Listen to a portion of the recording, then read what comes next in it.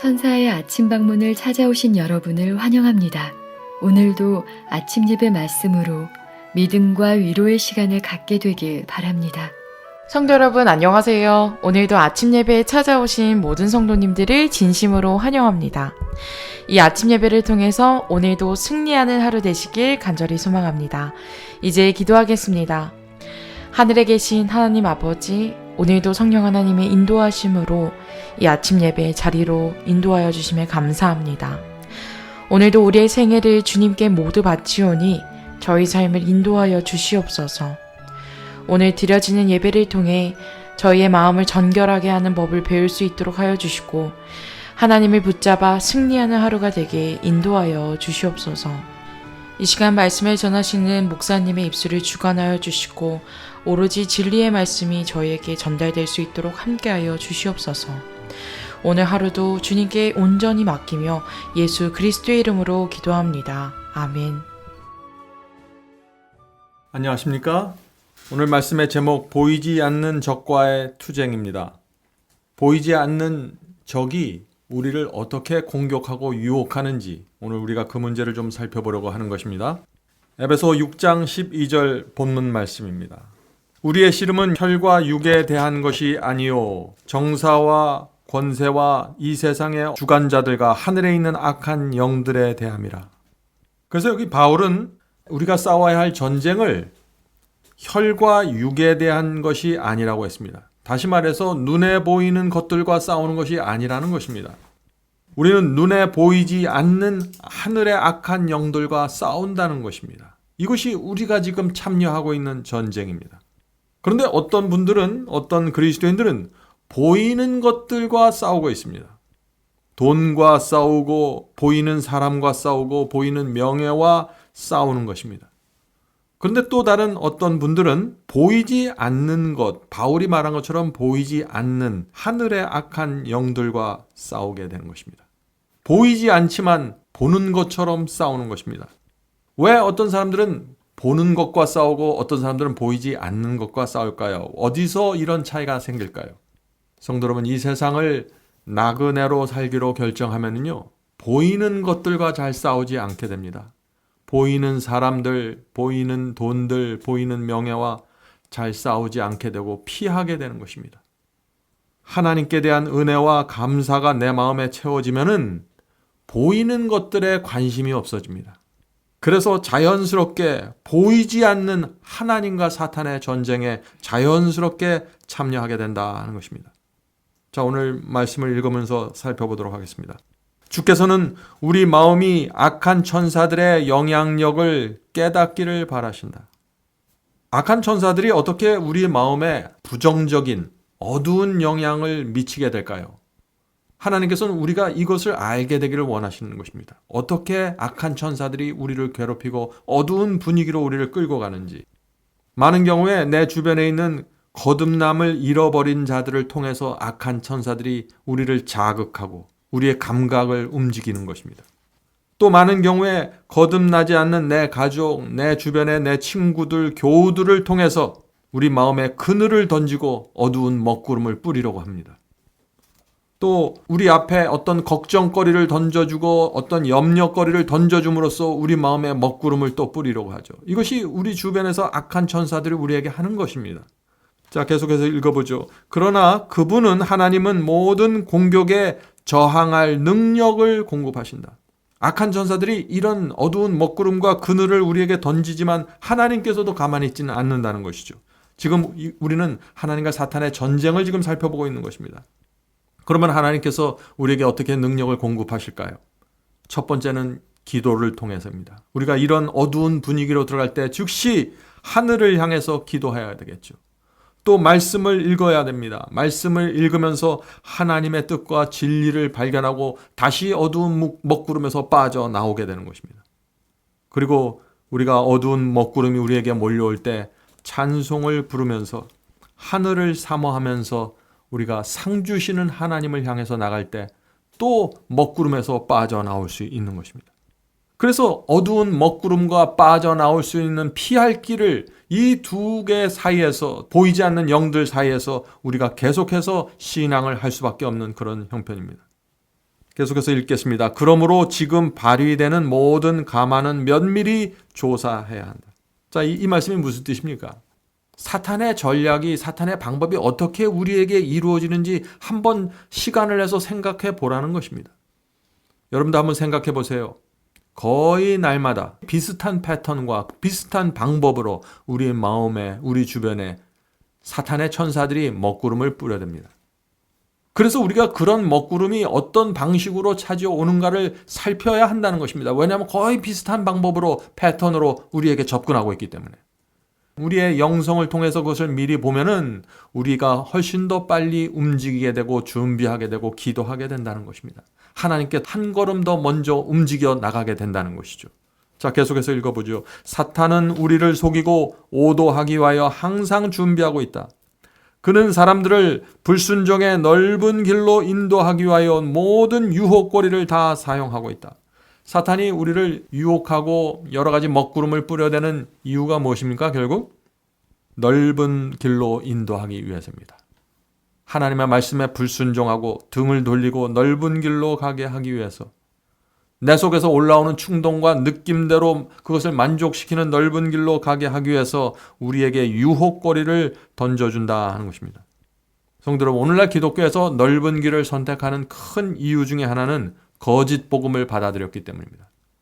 믿기만 하면 구원받는다는, 마치 믿음만 있으면 뭐든지 다 되는 것처럼, 하나님께서 다 해주는 것처럼 그렇게 가르치는 거짓 복음을 받아들이면은 내가 정직한 마음을 갖고 넓은 길을 가게 되는 것이죠. 미혹당한 것입니다.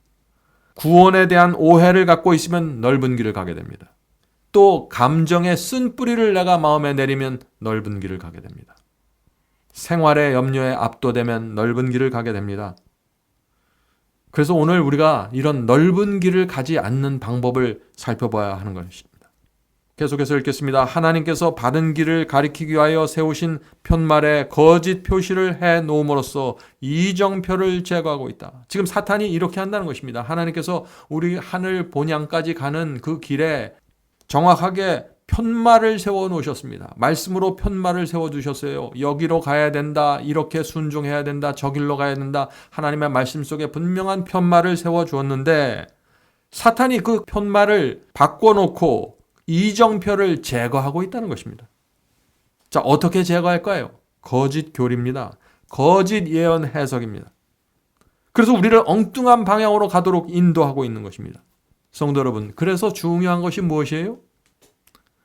진리가 무엇인지 정확하게 깨닫는 것이 첫 번째 순서입니다. 하나님의 복음이 무엇이고 주님의 뜻이 무엇인지 정확하게 들여다보고 깨닫는 것, 그리고 그 길을 향해서 내가 걷기 시작하는 것.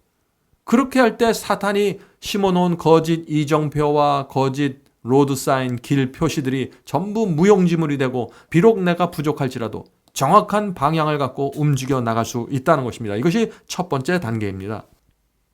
아무도 악으로 기울어지는 타고난 경향 때문에 절망할 필요는 없으나, 성도 여러분, 이 말씀이 무슨 뜻입니까?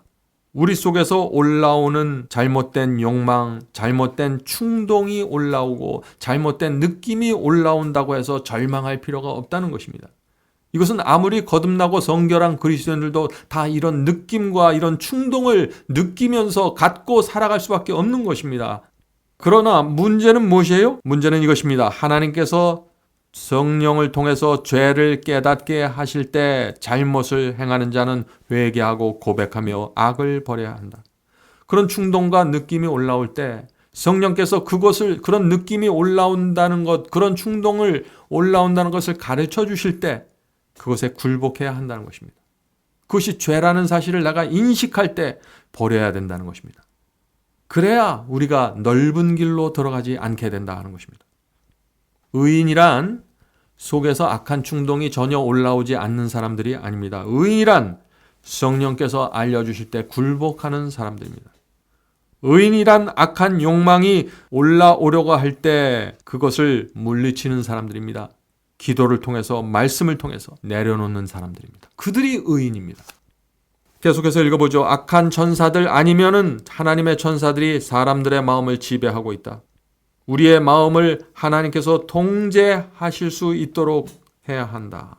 그렇지 않으면은 흑암의 세력이 지배한다.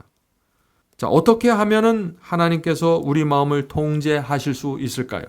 하나님은 전지전능하신데 하나님께서 통제하실 수 있도록 우리가 허용해 드려야 한다는 것입니다. 내가 하나님과 한편에 있어야 됩니다. 하나님과 사탄의 전쟁이기 때문에 내가 확실하게 하나님 편에 서 있어야 하나님께서 나를 통제하실 수 있다는 것이죠. 내 뜻과 하나님의 뜻이 하나가 돼야 됩니다. 내 인생의 목적이 하나님과 하나가 돼야 됩니다. 내가 이 세상에 살아가는 이유가 하나님의 뜻과 하나가 돼야 됩니다. 그러면 하나님께서 우리 속에 들어오셔서 통제하실 수 있게 되는 것입니다. 다시 말해서 내 마음이 성령과 대적하는 상태가 되면 안 된다는 것입니다. 하나님과 화목한 상태가 되어야만 하나님께서 우리의 마음을 통제하실 수 있다는 것입니다. 성도 여러분, 이 하나님과 사탄의 전쟁에는 룰이 있습니다. 게임의 룰이 있어요. 그것은 무엇이냐면은 하나님도 사탄도 마음대로 하실 수 없고 이 피조물인 인간이 마음을 열고 누구 편에 서기로 결정하는가에 따라서 그 존재의 종이 되는 것입니다. 우리가 우리의 마음을 움직여서 하나님을 향해서 나가면은 그때 하나님께서 오셔서 천사들이 와서 우리를 도와주고 우리의 길을 인도해 주시는 것입니다. 그런데 우리의 마음이 하나님과 대적하고 있으면은 사탄이 와서 악령들이 와서 우리의 마음을 지배하게 된다는 것입니다. 계속해서 읽어보죠. 우리가 오늘 어디에 서 있는지, 임마누엘 왕의 피 묻은 깃발 아래 서 있는지 아니면 흑암의 깃발이든 검은 깃발 아래 서 있는지 묻는 것은 적절한 일이 될 것이다. 둘 중 한 편에 정확하게 서야 된다는 것이죠. 자, 마지막 문단으로 들어가겠습니다. 하나님의 백성들이 그분께 충성을 다하는 한, 그들이 산 믿음으로 예수님을 붙잡고 있는 한, 그들은 하늘 천사의 보호 아래에 있으며. 자, 여기 중요한 말씀이 나옵니다. 우리가 하늘 천사의 보호 아래에 있을 수 있는 두 가지 조건이 나오죠. 첫 번째 조건은 뭡니까? 우리 마음이 하나님께 충성을 하고 있는 상태여야 됩니다. 두 번째, 살아있는 믿음으로 예수님을 붙잡고 있어야 됩니다. 그렇게 되는 한, 하늘 천사들의 보호 아래 우리가 거하게 된다는 것이죠. 계속해서 읽어보겠습니다. 사탄은 그들을 멸망시키고 하여 악한 괴계를 사용하지 못할 것이다. 자, 우리가 하늘 천사 아래에 있으면 사탄의 천사는 전혀 무기력하다는 것이죠. 자, 여기서 우리가 한 가지 좀 살펴보려고 합니다. 산 믿음으로 예수님을 붙잡고 있어야 천사들의 보호를 받는다는데 산 믿음이 무엇입니까? 이 산 믿음이, 그것은 주님을 억지로 따르는 믿음이 아니라 주님을 기쁨과 만족으로 따라가는 믿음을 말하는 것입니다. 시편 23편에 나오는 이 말씀이 살아있는 믿음입니다. 그래서 오늘 제가 이 시편 23편에 있는 말씀을 좀 여러분과 나누려고 합니다. 시편 23편 1절입니다. 주는 나의 목자시니 내게 부족함이 없으리로다. 하나님께 대한 부족함을 느끼지 못하는 사람들, 살아있는 믿음입니다. 2절입니다. 그분께서 나를 푸른 풀밭에 누이시며 잔잔한 물가로 인도하시며. 지금 이 이야기는 다윗이 쫓겨다니면서 굶주리면서 쫓겨다니는 상황 속에서 쓴 것인데 지금 다윗은 그 속에서도 나를 하나님께서 푸른 풀밭에 누이시며 잔잔한 물가로 인도하신다고 느끼는 것입니다. 내 주변의 상황이 어떠하든지 간에 하나님의 인도하심을 붙잡고 가는 사람들입니다. 3절입니다. 내 마음을 회복시키시며 자신의 이름을 위하여 의의 길로 나를 인도하시는도다. 하나님께서 내 마음을 회복시켜 주시고 하나님의 이름과 영광을 위해서 나를 인도해 가신다는 이 믿음을 갖는 것이 살아있는 믿음입니다. 그런데 다윗이 이 믿음을 어떤 상황 속에서 갖고 있었어요? 4절입니다. 내가 사망의 그늘진 골짜기를 다닐지라도 참으로 해를 두려워하지 아니하리니. 지금 다윗이 사망과 죽음의 위협 속에서 도망다니고 있는데 하나님께서 나를 지켜주신다는 믿음을 갖는 것입니다. 사망의 그늘진 골짜기가 무엇인가요?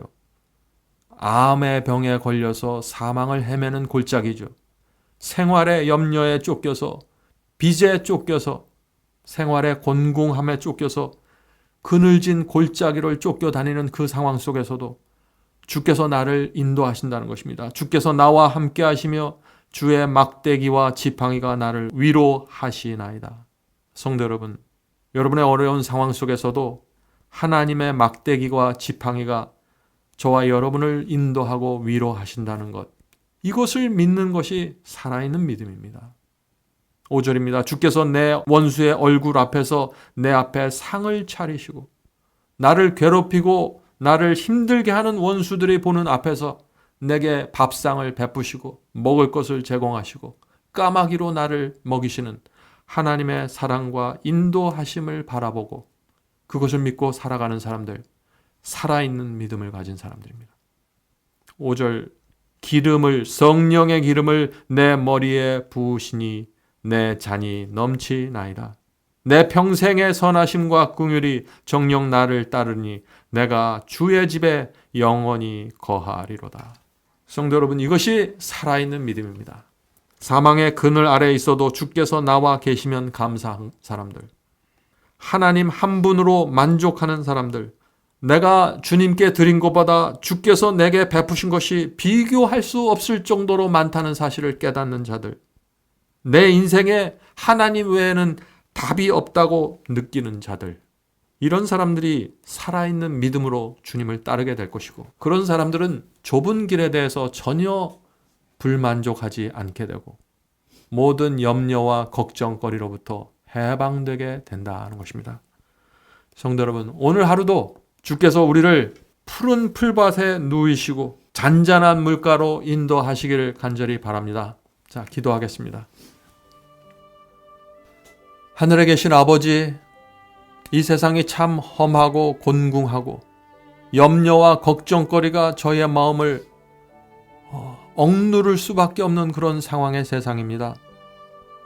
그러나 주께서 하나님의 지팡이와 막대기로 인도해 주시니 저의 길이 평탄하고 또 저희 원수 앞에서 밥상을 베풀어 주셔서 원수의 얼굴에 뜨거움을 주시고 숯불을 올려주시니 저희가 그 주님의 사랑과 인도하심을 믿고 이 길을 갈 수 있도록 도와주시옵소서.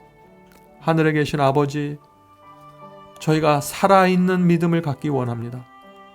주님 한 분만으로 만족하고 다른 것 원하지 않게 도와주시옵소서. 하나님의 말씀 있는 그대로 보고 따라가기 원하오니 인도하여 주시옵소서. 예수님의 이름으로 간절히 기도드립니다. 아멘.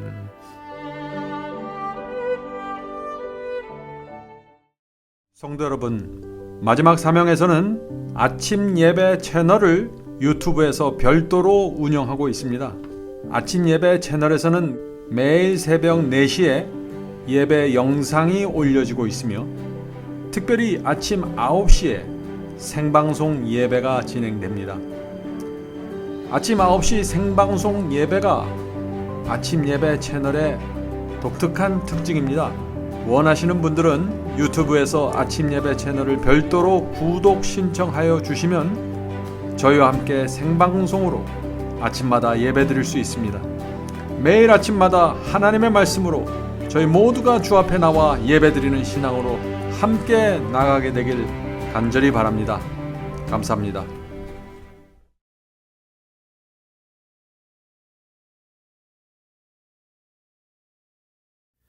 죄짐 맡은 우리 구주 어찌 좋은 친구인지 걱정 근심 모든 것은 고난 자는 복 받네. 주께 굳지 않는 복을 받지